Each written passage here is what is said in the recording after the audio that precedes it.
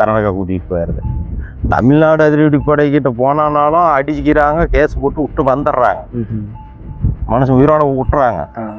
கர்நாடகா அதிரடிப்படைக்கிட்டு போனால் மனுஷனும் உயிரோட வரதில்லை. நிறைய பேர் இறந்துக்கிறாங்க. நிறைய பேர் எப்படி செத்தாங்க என்னன்னே தெரியாது. அவன் சொல்கிற மாதிரி தான் நடக்கணும். ஒரு வருஷம் இப்படி யாரு கூடயும் பேசக்கூடாதுன்னா அவங்க என் கூட பேச மாட்டாங்க. என் கூட இன்னைக்கு பேசிக்கிட்டானா அடுத்த நாள் அவனை கூட்டிகிட்டு போய் கேம்ப் வச்சு அடிப்பாங்க. அந்த பயத்தினால யாருமே பேச மாட்டாங்க. இவங்க கூட பேசக்கூடாது, பழகக்கூடாது. எந்த சொந்த பந்தம் கூட எங்களை தேடி வந்ததில்லை எதுக்கும். எல்லாத்தையும் கூட்டிகிட்டு போகிறது, அடிக்கிறது, கரண்ட்டு ஷாக் விடுறது, கேஸ் போடுறது. நிறையா பேர் கூட்டிகிட்டு போய் பாடி கூட ஒப்படைக்காத சுட்டுக்கிறாங்க. பாடி கூட ஒப்படைக்கலை. இப்போ அதிரடிப்படை வருது இல்லைங்களா, அதிரடிப்படை போலீஸ் வர்றாங்க இல்லைங்களா, ஊருக்குள்ளே வந்தால் மக்களோட நிலைமை எப்படின்னா மனநிலை எப்படி இருக்கும்? அது இல்லாமல் உங்கள் வீட்டுக்குள்ளே இல்லை உங்கள் ஃபேமிலியில் உங்கள் எப்படி இருக்கும்? போலீஸுன்னு வந்தால் பயமாக தான் இருக்கும் எல்லாத்துக்குமே. ஊருக்குள்ளே போலீஸ்னு வந்துட்டா அவன் எங்கடா ஒளியறதுன்னு தான் பார்ப்பான். ஏன்னா அவ்வளோ டார்ச்சர் பண்ணுவான். அவன் கரெக்டாக அந்த டைமுக்கு கேமுக்கு வரச்சுண்டா போகணும், அவன் சொல்கிற மாதிரி தான் கேட்கணும். இப்போ சரிங்க, இப்போ சேத்துக்குடியார் போய் வீரப்பன் ஜாயின் பண்ணார் இல்லைங்களா, அதுலேருந்து உங்களுக்கு என்ன பிரச்சனை நடந்துச்சு? அது இல்லாமல் ஊருக்கு என்னென்ன பிரச்சனை நடந்துச்சு? அது பார்த்தீங்கன்னா எல்லாமே ஊர் மக்களும் சரி எங்களுக்கும் சரி ஏகப்பட்ட பாதிப்பு. அதிரடிப்படையினால் தமிழ்நாடு கர்நாடகா 2 அதிரடிப்படையினாலும் அங்கங்கே கேம்ப் போட்டுட்டு இருந்தாங்க. தமிழ்நாட்டில் கர்நாடகா கேம்ப் எல்லா ஏரியாவிலும் கேம்ப் போட்டிருந்தாங்க. எல்லாத்தையும் கூட்டிகிட்டு போகிறது, அடிக்கிறது, கரண்ட்டு ஷாக் விடுறது, கேஸ் போடுறது. நிறையா பேர் கூட்டிகிட்டு போய் பாடி கூட ஒப்படைக்காத சுட்டுக்கிறாங்க. பாடி கூட ஒப்படைக்கலை. நிறையா கொடுமையெல்லாம் நடந்துக்குது. அதெல்லாம் சொல்லணுன்னா ஒவ்வொரு ஆளை பேட்டி எடுத்தீங்கன்னா நம்ம ஏரியாவில் நீங்கள் எடுத்து முடிக்கவே முடியாது. அவ்வளோ பேர் பாதிக்கப்பட்டவங்க இருக்கிறாங்க. ஊருக்குள்ளேயும் உங்கள் ஃபேமிலிக்குள்ளேயும் சரி ஊருக்குள்ளேயும் சரி. இப்போ உங்கள் ஃபேமிலிக்குள்ளே பாதிக்கப்பட்டவருங்கன்னா ஃபேமிலிக்குள்ளே பாதிக்கப்பட்டவங்கன்னா இப்போ எங்கள் அப்பா எங்கள் அம்மா இவங்களை அடிச்சுட்டு போய் இவங்களை கூட்டிகிட்டு போய் நைட் 2 மணிக்கு வந்து கூட்டிகிட்டு போய் வீட்டை உடச்சி எங்கள் வீட்டெலாம் உள்ளே இருக்கிற ஆரியம் அரிசி எல்லாத்தையும் உடச்சி பீரோ பெட்டு எல்லாத்தையும் உடச்சி என்ன இருக்குது, பணம் இருக்குதா, என்ன இருக்குதா எல்லாம் பண்ணி அவங்கள போயிட்டு உள்ளே போட்டு கேஸ் போட்டு அவங்க உள்ளே வந்தாங்க 7 மாதம். திரும்பி மறுபடியும் ஜாமீன் வந்து கேஸ் நடத்தி இப்போ தான் முடித்தேங்க. அதே மாதிரி எங்கள் அக்கா, எங்கள் சித்தப்பா, எங்கள் பெரியப்பா, பெரியம்மா, இந்த சித்தி, இன்னொரு சித்தி,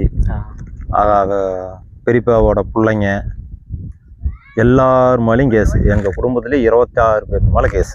26 பேருக்கு மேலேங்களா கேஸ்? ஆமாம், 26 பேரும் கேஸை இப்போ தான் நடத்தி முடிச்சுக்குது. இன்னைக்கு வீரப்பனார் சேர்த்து 20 வருஷம் ஆகுது. இப்போ தான் கேஸே முடிச்சுக்கிறேங்க. இப்போ அதிரடிப்படை வருது இல்லைங்களா, அதிரடிப்படை போலீஸ் வர்றாங்க இல்லைங்களா, ஊருக்குள்ளே வந்தால் மக்களோட நிலைமை எப்படின்னா மனநிலை எப்படி இருக்கும்? அது இல்லாமல் உங்கள் வீட்டுக்குள்ளே இல்லை உங்கள் ஃபேமிலியில் உங்கள் எப்படி இருக்கும்? போலீஸுன்னு வந்தால் பயமாக தான் இருக்கும் எல்லாத்துக்குமே. ஊருக்குள்ளே போலீஸ்னு வந்துட்டா அவன் எங்கடா ஒளியறதுன்னு தான் பார்ப்பான். ஏன்னா அவ்வளோ டார்ச்சர் பண்ணுவாங்க. அவன் கரெக்டாக அந்த டைமுக்கு கேமுக்கு வர சொன்னா போகணும், அவன் சொல்கிற மாதிரி தான் கேட்கணும். இப்படி போகணும்னா இப்படி போகணும், இத்தனை மணிக்கு வரணும்னா வரணும். அவங்க இப்போ அதிரடிப்படையினால உங்களுக்கு என்னென்ன பாதிப்பு வந்திருக்கு? எல்லா பாதிப்புமே இருக்குது. எந்த பாதிப்பு வரணும், எல்லா பாதிப்புமே இருக்குது. இப்போ என் கூட அப்போ அந்த கேஸ் நடக்கும்போதும் நல்லா பேசணும் கூட என்னை கண்டா நான் கூப்பிட்டா கூட வாய் பேச மாட்டாங்க, என்னை கூட ஒதுங்கி போவாங்க. ஏன்னா இன்னைக்கு என் கூட பேசுறது பார்த்துட்டாங்கன்னா அடுத்த நாள் அவனை கேம்புக்கு வர சொல்லுவாங்க. என் கூட பேசுறவனை அவன் கூட என்ன தொடர்பில் இருக்கிற அவனுக்கும் உனக்கு என்ன இல்லைங்க, வா கேம்பு அப்படி. அதனால யாருமே என் கூட பேச விட மாட்டாங்க, பயந்துக்குவாங்க. கேம்பு கூட்டு போய் என்னென்ன பிரச்சனை அடிப்பாங்க.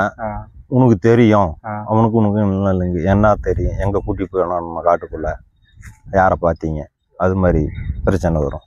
அது இல்லாமல் இப்போ சேத்துக்குழி அவரையும் வீரப்பையாவையும் எங்கே இருப்பாங்கன்னு சொல்லி எதாவது கேட்பாங்களா? இல்லை அதெல்லாம் கேட்டுக்கிறாங்க. நம்மளை கேட்டு நான் 1 வருஷம் கூட வச்சுருந்துக்கிறாங்க.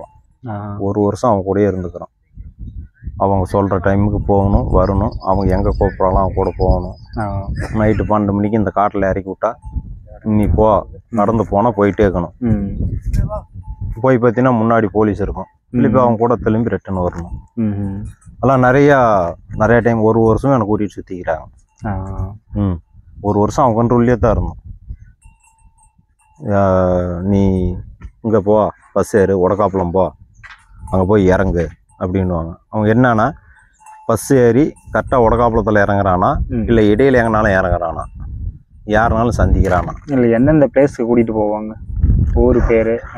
ஊர் பேர்லாம் என்ன சத்தியமான கூட்டி போய்க்கிறாங்க, மைசூர் கூட்டி போய்க்கிறாங்க, நல்லூர், உடக்காப்பளம், மாட்லி, இந்தாண்ட பெண்ணாகரை, ஏரியூர். அவங்களுக்கு எங்கே தோணுதான் கூட்டிகிட்டு போவாங்க. என்னன்னா கடைசி வரைக்கும் அவங்க சந்திக்கிறானா போய் சந்திக்கிறாங்களா இல்லை அவங்க வந்து சந்திக்கிறாங்களா, எதனால எத்தனை நாள் அவர் கூட இருந்திருப்பீங்க? இங்கே அதிரடிப்படை கூட போலீஸ் கூட அவங்க எத்தனை நாள் இருந்தீங்க? ஒரு வருஷம் இருக்கும். ஒரு வருஷம் அவங்க கூடயே மேட்டூர் கேம்பில் அதிரடிப்படையில் வந்து காலையில் 9 மணிக்கு நான் கேம்புக்கு போகணும் மேட்டூர். மறுபடியும் நைட்டு 9 மணிக்கு அப்போ கேகேபின்னு பஸ்ஸு ஒன்று ஒரு ப்ரைவேட் வண்டி, அந்த பஸ்ஸுக்கு தான் வருவோம். மறுபடியும் அடுத்த நாள் காலையில் 9 மணிக்கு வர சொல்லிவிடுவாங்க. ஓகே. தொழிலுக்கே போக மாட்டோம், தொழிலே கிடையாது, யாரும் எந்த வேலையும் கொடுக்க மாட்டாங்க. இப்போ நீங்கள் மட்டும் உங்களை மட்டும் கூட்டிகிட்டு போவாங்களா இல்லை உங்கள் கூட வேற? இல்லை, எண்ணெய் மட்டும்தான். எண்ணெய் மட்டும்தான். எங்கள் அப்பா அவங்க அம்மா அவெல்லாம் உள்ளே இருக்கிறாங்க. நான் மட்டும்தான் போவோம் வருவோம். சாப்பாடு 3 நேரம் சாப்பாடு வாங்கி கொடுப்பாங்க, பஸ்ஸு காசு கொடுப்பாங்க, வந்துடுவோம். மறுபடியும் அடுத்த நாள் போகணும். அவங்களுக்கு தெரியாத நல்லது கெட்டது எங்கேயுமே போக முடியாது. அவங்க சொல்கிறதான் கேட்கணும். ஆமாம், இதுக்குமே நீங்கள் யூஸ் பண்ண போக அவங்க சொல்கிறதான் கேட்கணும், அவங்க சொல்கிற மாதிரி தான் நடக்கணும். ஒரு வருஷம் இப்படி யாரு கூடயும் பேசக்கூடாதுன்னா அவங்க என் கூட பேச மாட்டாங்க. என் கூட நீங்கள் பேசிவிட்டானா அடுத்த நாள் அவனை கூட்டிகிட்டு போய் கேம்பில் வச்சு அடிப்பாங்க. அந்த பயத்தினால யாருமே பேச மாட்டாங்க. இவங்க கூட பேசக்கூடாது, பழகக்கூடாது. எந்த சொந்த பந்தம் கூட எங்களை தேடி வந்ததில்லை. எதுக்கும் அந்த பிரச்சனை முடிகிற வரைக்கும் நம்ம கூட யாருமே வரதில்லை. இப்போ நடுவில் இப்போ சேர்த்திக்குள்ளையாயிரும் வீரப்பையாரும் உங்களை பார்க்க வருவாங்களா, வர மாட்டாங்களா இந்த பிரச்சனை போயிட்டு இருக்கும்போது?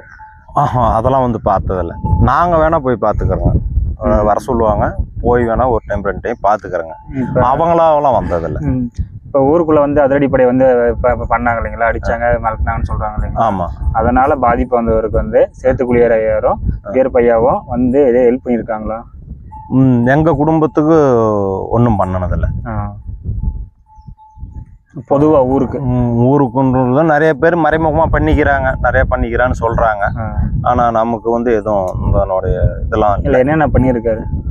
அது மறைமுகமாக தானே, நம்மளுக்கு தெரியாது இல்லை. அது என்ன பண்ணுறாங்களோ நம்ம மறைமுகமாக தான் பண்ணிக்கிறாங்க. வீரப்பையா அதை பண்ணார், இதை பண்ணார், காசு கொடுத்தாங்க அப்படின்னு. ஆனால் நமக்குன்னு எதுவும் பண்ணினதில்லை. வீரப்பையானால வந்து பாதிக்கப்பட்டவங்கன்னு சொல்ல முடியாது. வீரப்பையா பேரில் வந்து அதிரடிப்படையினால தான் எல்லாம் பாதிக்கப்பட்டாங்க. அதிரடிப்படையினால தான் பாதிக்கப்பட்டாங்க. அப்போ வந்து ஃபாரஸ்ட்லாம் அப்போ யாருமே இல்லை. ஃபாரஸ்ட்லாலையும் இல்லை. அப்போ கர்நாடகா ஃபாரஸ்ட் மட்டும்தான் இருந்துச்சு. தமிழ்நாடு ஃபாரஸ்ட்லாம் அப்போ யாரும் இல்லைங்க. அதனால எல்லாம் அதிரடிப்படை தான். தமிழ்நாடு அதிரடிப்படை, கர்நாடகா அதிரடிப்படை, கூட்டு அதிரடிப்படை தானே இருந்துச்சு. அவங்க தான் இங்கே விசாரித்து அனுப்பிச்சி விட்டா கர்நாடகா கூட்டிகிட்டு போயிடுது. தமிழ்நாடு அதிரடிப்படைக்கிட்ட போனாலும் அடிச்சுக்கிறாங்க, கேஸ் போட்டு விட்டு வந்துடுறாங்க, மனுஷன் உயிரோட விட்டுறாங்க. கர்நாடகா அதிரடிப்படையிட்டு போனால் மனுஷனும் உயிரோட வரதில்லை. நிறைய பேர் இறந்துக்கிறாங்க. நிறைய பேர் எப்படி செத்தான் என்னன்னே தெரியாது. இப்போ கூட்டிகிட்டு போகிறாங்கன்னா விசாரிக்கிறாங்கன்னா அதுலேருந்து யாரும் வரதில்லை, வெளியவே வரதில்லை. ஜெயிலுங்கிறதெல்லாம் முடிச்சு போடுறாங்க. அது என்னன்னே தெரியறதில்ல. அதெல்லாம் யாருமே அப்போல்லாம் எந்த அரசாங்கமும் கேட்கல, இன்ன வரைக்குமே கேட்கல. இத்தனை பேர் கூட்டி போய் சுற்றிங்கன்னு அவன் பாடியெல்லாம் எங்கே என்ன பண்ணீங்க எது அப்படின்னு இன்ன வரைக்குமே கேட்டதில்லை. விசாரிக்க கூட்டிட்டு போறாங்கன்னா அங்கதான் இருக்காங்கன்னு சொல்லி நம்ம வீட்டுல அப்படியே இருக்கிறது தான். ஆமா, எத்தனை வருஷம் ஆனாலுமே அதை யாரும் காட்டுறதும் கிடையாது. நம்ம அங்க போய் கர்நாடகாலாம் பேச முடியாது. தமிழ்நாடு அதிரடிப்படை கூட்டி போனா காலிங்கை கட்டி போட்டு கண்ணுக்கு மொளா அப்படி போட்டு அடிக்கிறாங்க. கர்நாடகா அதிரடிப்படை கூட்டிட்டு போச்சுன்னா பக்கெட்டில் தண்ணி ஊற்றி வச்சுட்டு கரண்ட் ஒயரை பக்கெட்டில் போட்டு விட்டு யூரின் பாஸ் பண்ண சொல்கிறது. யூரின் அதில் போய் பாஸ் ஆச்சுன்னா என்ன பண்ணோம், கரண்ட்டை சேக் அடிக்கிறது, கரண்ட் கொடுக்கறது. கர்நாடகா இது ட்ரீட்மெண்ட்டே தான். கூட்டிகிட்டு போன அத்தனை பேர்த்துக்கு ஆம்பளை பொம்பளை குழந்தை குட்டியில் அனைத்து பேர்த்துக்கும் கரண்ட்டு தான். அவங்க ட்ரீட்மெண்ட்டே வேறு.